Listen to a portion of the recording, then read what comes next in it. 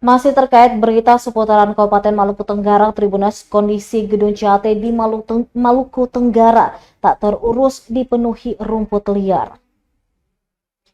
Kondisi gedung Computer Assisted Test atau CAT di Kabupaten Maluku Tenggara memprihatinkan.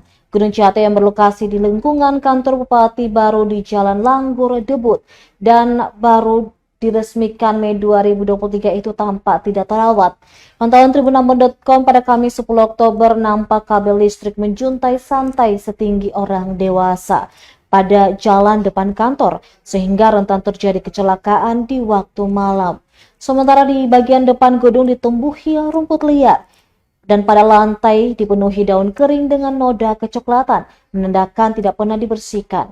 Diduga gedung tersebut sudah lama tidak difungsikan. Pasalnya ada beberapa lapisan plafon yang ambrol ke bawah pada bagian dalam dan nampak kursi tamu masih lengkap dengan segel plastik. Dan juga terdapat tumpukan berkas administrasi surat perjanjian yang tertera nama Dinas Pendidikan Maluku Tenggara. Menurut informasi yang dihimpun, pembangunan dan pengelolaan gedung ini dilakukan oleh Dinas Pendidikan Maluku Tenggara. Salah seorang pegawai di lingkungan dinas yang enggan namanya dipublis mengatakan pengerjaan gedung ini masih berproses dan bertahap. Menurutnya untuk listrik sudah ada namun dayanya tidak mencukupi.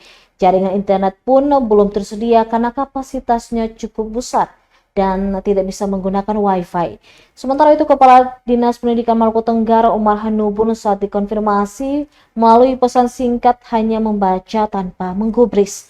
Sedangkan salah seorang Kepala Bidang Sarana dan Prasarana Dinas Pendidikan Maluku Tenggara Umur Kubarubun saat di cross-check tribunambon.com sedang berada di K Besar.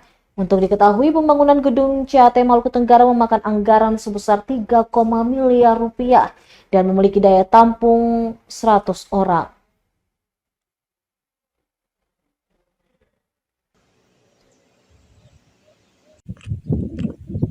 Download Tribun X sekarang, menghadirkan lokal menjadi Indonesia.